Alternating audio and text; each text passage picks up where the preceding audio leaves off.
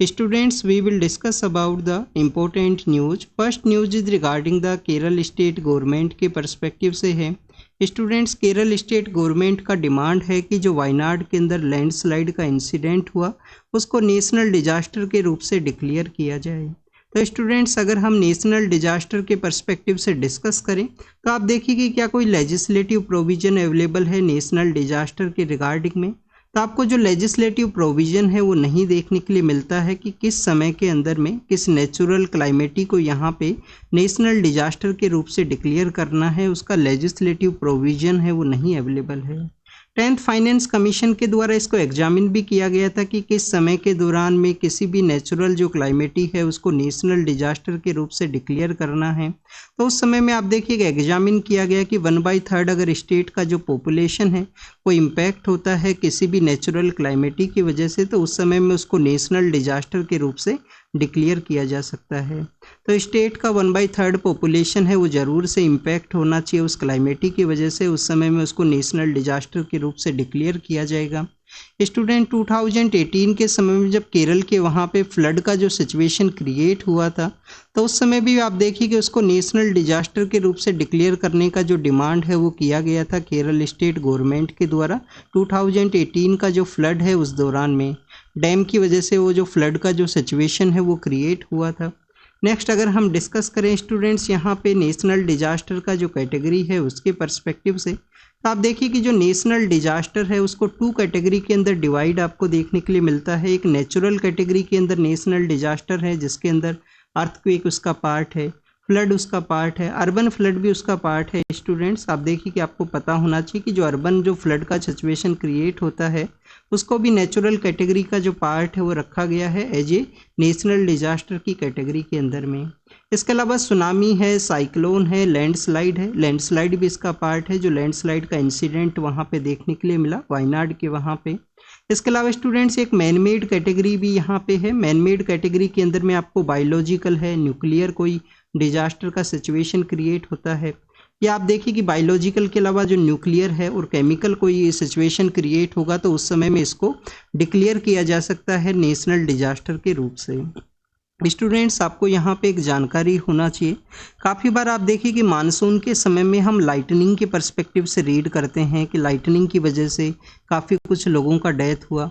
क्या लाइटनिंग को भी एज ए नेशनल डिजास्टर का नेचुरल कैटेगरी के अंदर रखा गया है? तो आप देखिए कि लाइटनिंग को आपको जो डिजास्टर का जो कैटेगरी है उसके अंदर नहीं देखने के लिए मिलता है। लास्ट ईयर भी ये जो टॉपिक है न्यूज़ के अंदर में था, पार्लियामेंट के अंदर डिमांड भी किया गया था कुछ स्टेट के जो मेंबर ऑफ पार्लियामेंट्स हैं उनके द्वारा कि लाइटनिंग को एज ए नेचुरल डिजास्टर का जो कैटेगरी है उसके अंदर में शामिल किया जाए। तो स्टूडेंट्स, लाइटनिंग इसका पार्ट नहीं है। समय समय पे पार्लियामेंट के डिस्कशंस के अंदर में ये देखने के लिए मिलता है कि लाइटनिंग को भी यहाँ पे ऐड किया जाए। तो ये आपको इन्फॉर्मेशन यहाँ पे होना चाहिए लाइटनिंग के पर्सपेक्टिव से। जब भी हम डिजास्टर के पर्सपेक्टिव से रीड करते हैं तो आपको एक जो प्लेटफॉर्म है जो सेंडाई फ्रेमवर्क है उसके बारे में जानकारी होना चाहिए कि एक सेंडाई फ्रेमवर्क है जिसके अंदर डिजास्टर्स का जो कैटेगरी है उसके पर्सपेक्टिव से उसको डिफाइन किया गया है। तो क्वेश्चन आपसे पूछ लिया जाएगा कि सेंडाई फ्रेमवर्क रिलेटेड टू किसके पर्सपेक्टिव से है, क्या ड्रोट के रिगार्डिंग में है, डिजास्टर के पर्सपेक्टिव से है। तो आपको ये पता होना चाहिए कि डिजास्टर्स के ही रिगार्डिंग में ये जो फ्रेमवर्क है उसको रिलीज़ किया गया था। सेंडाई फ्रेमवर्क है रिगार्डिंग द डिजास्टर का जो कैटेगरीज है उसी के पर्सपेक्टिव से। नेक्स्ट अगर हम बात करें, जब भी हम डिजास्टर्स के पर्सपेक्टिव से रीड करते हैं तो फंडिंग के बारे में भी आपको लिटिल बिट इन्फॉर्मेशन होना चाहिए। एक नेशनल जो क्लाइमेटी कंटिजेंसी फंड आपको देखने के लिए मिलता है, नेशनल क्लाइमेटी कंटिजेंसी फंड है जिसके अंदर 100% जो मनी है 100% जो मनी है वो सेंट्रल गवर्नमेंट के द्वारा कैरी किया जाता है। कंटिजेंट जो क्लाइमेटी रिलीफ फंड है जिसके अंदर 3:1 का जो प्रोपोर्शन है वो आपको देखने के लिए मिलेगा फंडिंग के पर्सपेक्टिव से। क्लाइमेटी रिलीफ फंड है जिसके अंदर 3:1 का कॉन्सेप्ट है। तो this is all the information related to the disaster के पर्सपेक्टिव से हमने यहाँ पे रीड किया। अब आप देखिए कि आपको यहाँ पे लैंडस्लाइड के पर्सपेक्टिव से भी कुछ जानकारी होना चाहिए। हमारे काफ़ी कुछ ऐसे एरियाज़ हैं जहाँ पे आपको जो लैंडस्लाइड के जो इंसिडेंट्स हैं वो देखने के लिए मिलते हैं। क्या यूपीएससी के द्वारा लैंडस्लाइड के पर्सपेक्टिव से क्वेश्चंस पूछे गए हैं? स्टूडेंट्स, मेंस के एग्जाम के अंदर भी क्वेश्चन पूछा गया था। हमारा जो जीएस पेपर 1 है 2013 का जो जीएस पेपर 1 है उसके अंदर क्वेश्चन पूछा गया था लैंडस्लाइड के पर्सपेक्टिव से कि क्यों हमारे हिमालय का जो रीजन है वहाँ पे मोर लैंडस्लाइड आपको देखने के लिए मिलता है अगर हम कंपेयर करें उसको वेस्टर्न घाट के एरिया से। तो इसको आपको एग्जामिन करना था, ऐसा आपसे क्वेश्चन है वो मेंस के अंदर में एक बार यूपीएससी के द्वारा पूछा गया है। लैंडस्लाइड के बारे में जब भी हम बात करते हैं तो आपको लैंडस्लाइड इंडेक्स के बारे में पता होना चाहिए। लैंडस्लाइड इंडेक्स किसके द्वारा रिलीज किया जाता है? स्टूडेंट्स, आप देखिए कि नेशनल रिमोट सेंसिंग सेंटर है और प्लस में इसरो है, इनके द्वारा जो लैंडस्लाइड इंडेक्स है उसको रिलीज किया जाता है। हमारे हिमालयाज के एरिया के अंदर में नॉर्थ ईस्ट के जो स्टेट्स हैं वहाँ पे भी जो लैंडस्लाइड के जो इंसिडेंट्स हैं वो देखने के लिए मिलते हैं। अरुणाचल प्रदेश है, मिजोरम है, इन काफ़ी कुछ एरियाज़ के अंदर में समय समय पे आपको जो लैंडस्लाइड के जो इंसिडेंट्स हैं वो देखने के लिए मिलेंगे। वायनाड के पर्सपेक्टिव से ऑलरेडी हम एक बार रीड कर चुके हैं कि Wayanad north east part of that Kerala के वहाँ पे सिचुएटेड है। वायनाड के वहाँ पे काबिनी रिवर है जो कि कावेरी रिवर का ट्राइब्यूटरी है, वो वहाँ से फ्लो किया करता है। काफ़ी सारी ट्राइबल कम्युनिटीज़ वहाँ पे पाई जाती हैं वायनाड के वहाँ पे। इसके अलावा आप देखिए कि तमिलनाडु है, तमिलनाडु के अलावा आप देखिए कि जो कर्नाटका का एरिया है उसके साथ भी अपना जो एरिया है उसको शेयर करता है वायनाड, जो कि north east part of Kerala के वहाँ पे सिचुएटेड है। नेक्स्ट अगर हम बात करें हॉकी का जो गेम है उसके पर्सपेक्टिव से शो किया गया, ओलंपिक के अंदर हमारी टीम के द्वारा काफ़ी अच्छा परफॉर्म किया गया है। ये गोलकीपर हैं जिनका नाम है श्रीजेश पीआर, आप देखिए कि उनके द्वारा काफ़ी अच्छा जो डिफेंस है उसको मैच के अंदर शो किया गया था। एक पर्सन है उनको बेसिकली जो रेड कार्ड है वो भी इशू कर दिया गया था। तो आप देखिए कि 10 प्लेयर्स के साथ में इंडिया का जो टीम है उनके द्वारा जो सेमीफाइनल है जो ओलंपिक के अंदर में वहाँ पे जो एंट्री है वो लिया गया है इस मैच के अंदर में काफ़ी अच्छा परफॉर्म करते हुए। नेक्स्ट अगर हम बात करें बांग्लादेश के पर्सपेक्टिव से है, बांग्लादेश के अंदर जो फ्रीडम फाइटर्स का जो कैटेगरी है उनको रिजर्वेशन का डिमांड था, उसको बाद में आप देखिए कि प्रोटेस्ट देखने के लिए मिला स्टूडेंट्स का, उसको काफ़ी कुछ रिड्यूस कर दिया गया सुप्रीम कोर्ट के द्वारा। बाद में वहाँ पे अब कंटिन्यूस प्रोटेस्ट है, तो बांग्लादेश के अंदर में 97 पर्सन्स का डेथ हुआ है, उनको मार दिया गया है उस प्रोटेस्ट के ही दौरान में। तो आप देखिए कि बांग्लादेश के रिगार्डिंग में है। बांग्लादेश और इंडिया का कितना बॉर्डर शेयर होता है ये आप कमेंट सेक्शन के अंदर बताना, ये आपका होमवर्क है, क्योंकि ऑलरेडी हम इसको डिस्कस कर चुके हैं बांग्लादेश इंडिया का जो बॉर्डर एरियाज है उसके पर्सपेक्टिव से। इसके अलावा बांग्लादेश इंडिया के काफ़ी कुछ एरियाज़ के अंदर कोऑपरेशन है। आप देखिए कि बॉर्डर हार्ट एक वन ऑफ द सक्सेसफुल आपको इनिशिएटिव देखने के लिए मिलेगा। बॉर्डर एरियाज़ के अंदर में डिफेंस फोर्सेज का किस तरीके से कोऑपरेशन है, बॉर्डर एरिया की जो कम्युनिटी है उनको किस तरीके से यहाँ पे बेनिफिट कराने की रिगार्डिंग में जो बॉर्डर हार्ट का जो कॉन्सेप्ट है वो आपको देखने के लिए मिलेगा। तो ये बांग्लादेश के रिगार्डिंग में था। बांग्लादेश के अंदर में कोई फेमस पोर्ट आपको पता होना चाहिए। आप देखिए कि चिटगांव पोर्ट है। चिटगांव तो वैसे भी हमारे फ्रीडम मूवमेंट की रिगार्डिंग में भी फेमस है। 1929 मास्टर सूर्य सेन का लीडरशिप के अंदर में चिटगांव के अंदर आपको रिबेलियन देखने के लिए मिलेगा। एक मोंगला पोर्ट भी है स्टूडेंट्स, वहाँ से मोंगला पोर्ट भी है जो इंडिया और बांग्लादेश के डिफरेंट एग्रीमेंट्स के अंदर में आपको देखने के लिए मिलेगा। बांग्लादेश इंडिया का लैंड बाउंड्री एग्रीमेंट है जो भी आपको काफ़ी बार आपको पता होना चाहिए, जो आपको 2014 के समय साइन किया गया था। बांग्लादेश इंडिया का जो लैंड बाउंड्री एग्रीमेंट है कॉन्क्लेव्स के एक्सचेंज के पर्सपेक्टिव से। तो this is all the information regarding the Bangladesh के पर्सपेक्टिव से था। नेक्स्ट आप देखिए कि यहाँ पे एक जो ग्लेशियर का जो रीजन है, अब ग्लेशियर ये कहाँ पे सिचुएटेड है, माउंट ब्लैंक है। माउंट ब्लैंक है स्टूडेंट्स। अब आपको ये जो माउंट ब्लैंक है इसके बारे में जानकारी होना चाहिए कि एल्प्स का जो माउंटेन रेंज है वहाँ पे ये सिचुएटेड है माउंट ब्लैंक, जहाँ पे एक ग्लेशियर है उसके मेल्टिंग के पर्सपेक्टिव से शो किया गया। ये आप देखिए कि ये इस तरीके से जो लाइन यहाँ पे शो किया गया है एक डिप्रेशन को शो करता है कि वहाँ पे जो मेल्टिंग सिचुएशन है कंटिन्यूस उस ग्लेशियर के अंदर क्रिएट हुआ और इस तरीके से ये ग्लेशियर मेल्ट होता हुआ तो 2100 के आसपास आप देखिए कि इसका जो कम्प्लीटली जो मेल्टिंग है वो आपको देखने के लिए मिलेगा। इसके अलावा स्टूडेंट्स यहाँ पे बताया गया है कि जो सारा का रीजन से कुछ डस्ट है वो भी यहाँ पे आपको देखने के लिए मिलता है। फोटो के अंदर एक्सप्लेन किया गया न्यूज़पेपर के अंदर में कि सारा का एरिया है वहाँ से जो माउंट ब्लैंक है जो कहाँ पे सिचुएटेड है, फ्रांस के एरिया के वहाँ पे सिचुएटेड है। तो क्या फ्रांस के वहाँ पे सारा से जो डस्ट है वो फ्लो किया करता है? तो आप देखिए कि समर के समय में काफ़ी बार आपको जो डस्ट का जो फ्लो है वो देखने के लिए मिलता है, और इस विंड को हम एक नाम से भी जाना करते हैं। मेडिटेरियन सी के अंदर में जब सारा के एरिया से जो France northern part of Mediterranean के वहाँ पे फ्लो किया करता है विंड, तो उसको हम सोरोको के नाम से जाना करते हैं, सोरोको के नाम से जाना करते हैं। डिफरेंट विंड आपको देखने के लिए मिलेगा मेडिटेरियन के एरिया से वहाँ पे, जिसके अंदर चिनूक नाम का भी एक विंड है। चिनूक वैसे आप देखिए कि डिफेंस के जो हेलीकॉप्टर्स हैं उनको भी चिनूक के नाम से जाना करते हैं, हैवी लिफ्टिंग हेलीकॉप्टर्स हुआ करते हैं। तो चिनूक नाम का एक विंड है वो भी वहाँ पे फ्लो किया करता है। इस विंड को हम सरोको के नाम से जानते हैं, जिसके थ्रू सारा का एरिया से जो डस्ट है उसको कैरी किया जाता है नॉर्दर्न पार्ट, जो यहाँ पे नॉर्दर्न पार्ट ऑफ मेडिटेरियन के वहाँ पे। और काफ़ी बार आप देखिए कि रेड सैंड की वजह से वहाँ पे जो इन्वायरमेंट है उसके अंदर में आपको जो कम्प्लीटली रेडिश कलर है वो भी अपीयरेंस देखने के लिए मिलेगा।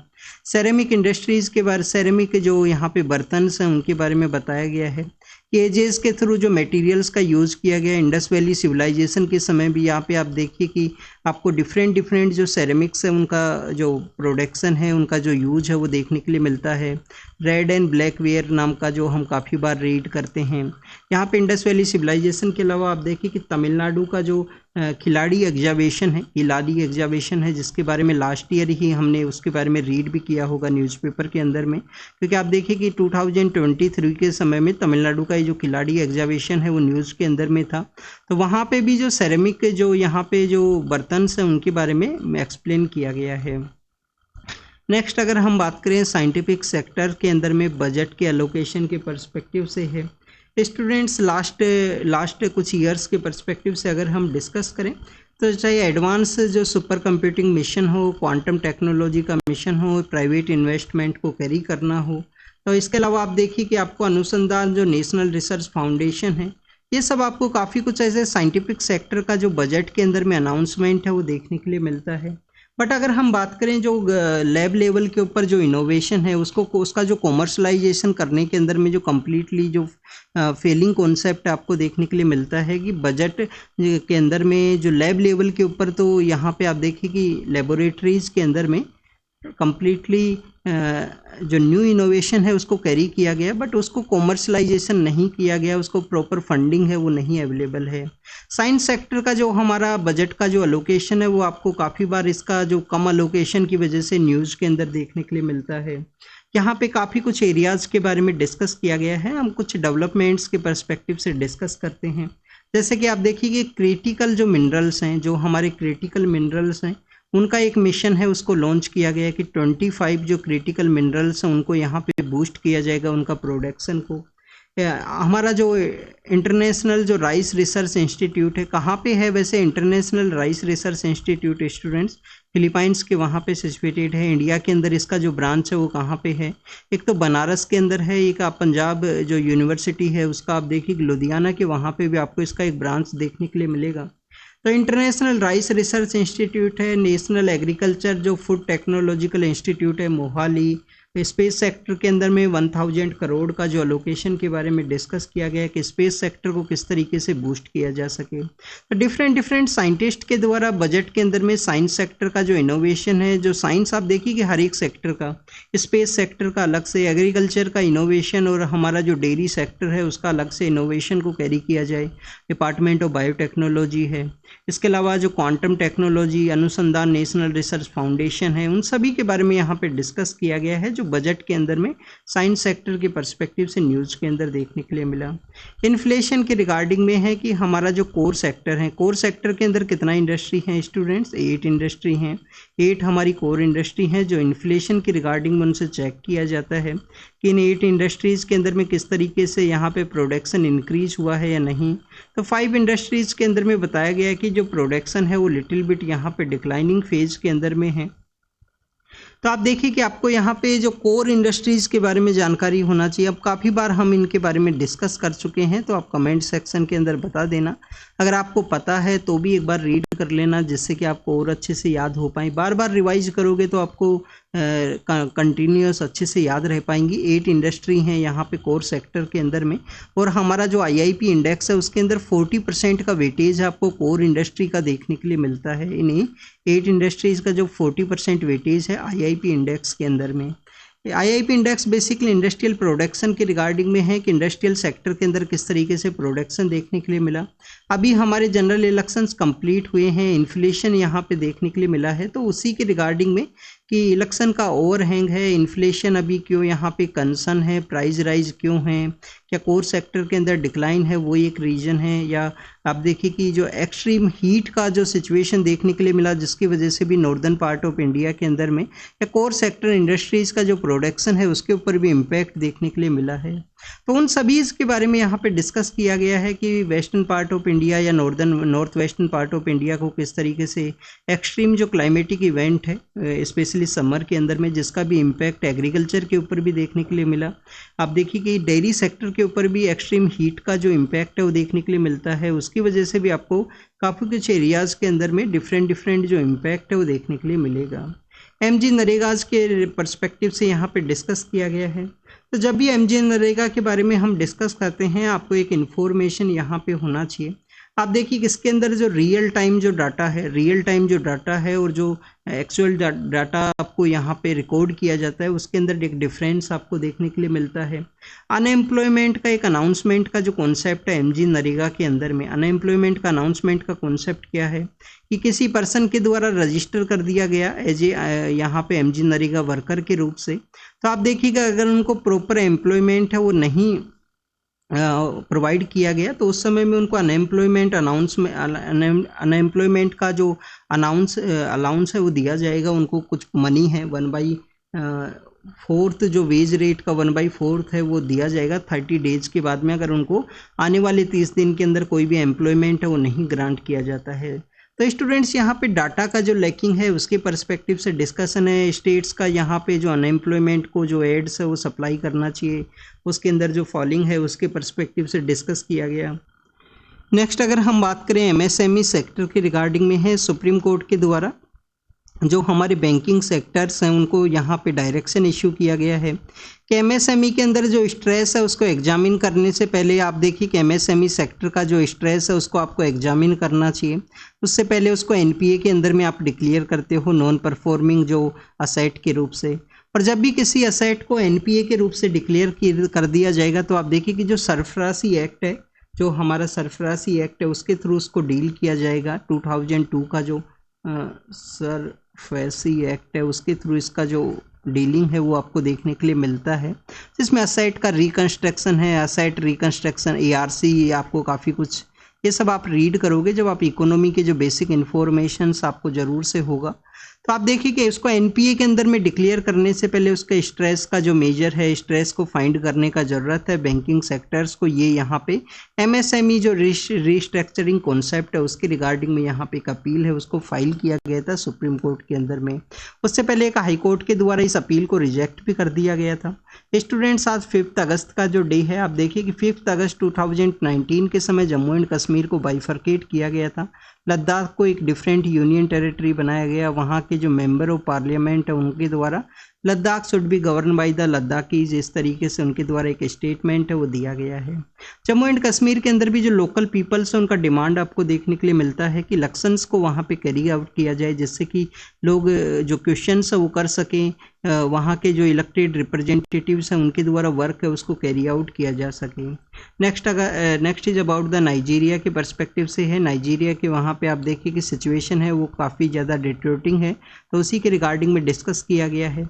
इसके अलावा अगर हम बात करें जॉर्डन के जो मिनिस्टर हैं वो ईरान के अंदर मिले हैं, तो उनके द्वारा जो वेस्ट एशिया के अंदर जो सिचुएशन क्रिएट हुआ उसके बारे में डिस्कशन है। फिलीपाइंस और जर्मनी के द्वारा एक डिफेंस एग्रीमेंट को साइन किया गया है फिलीपाइंस और जर्मनी के द्वारा, और होती जो रेबेलियंस हैं उनके द्वारा आप देखिए कि काफ़ी दिनों के बाद में एक अटैक किया गया है कंटेनर के ऊपर में। नेक्स्ट अगर हम बात करें वेस्ट एशिया के पर्सपेक्टिव से है, इजराइल का जो एयर का जो डिफेंस सर्विस है उनके द्वारा आप देखिए कि अटैक किया गया, 44 पर्सनस का वहाँ पे डेथ हुआ है गाजा के स्कूल के अंदर में या हॉस्पिटल कंपाउंड का एरिया है। इसके अलावा लेबनान के अंदर में ये जो सिचुएशन है वो काफ़ी ज़्यादा डैमेजिंग है। तो लेबनान के अंदर में जो फॉरेन नेशनल्स उनको कहा गया है कि आप जल्द से जल्द लेबनान है उसको आप वैकेंट कीजिए, वहाँ से आप चले जाइए, क्योंकि आप देखिए कि काफ़ी सारी स्टेट जो गवर्नमेंट्स हैं उनके द्वारा ये एडवाइजरी इशू किया गया कि वेस्ट एशिया के अंदर में अब सिचुएशन है वो डेटरोटिंग है, वहाँ पे जो कोई भी वॉर का सिचुएशन है वो क्रिएट हो सकता है। जिस तरीके से यहाँ पे जो हमास के जो लीडर हैं उनको ईरान के अंदर में असैसिनेट किया गया, इस तरीके से काफ़ी कुछ यहाँ पे जो डिस्कशन है वो किया गया है वेस्ट एशिया के पर्सपेक्टिव से। तो this is all the information related to the today's newspaper. आप इसको रीड कीजिए, रिवाइज कीजिए, जो भी इंफॉर्मेशन आपको मिला हो उसको नोट डाउन कीजिए। Thank you students, thank you very much.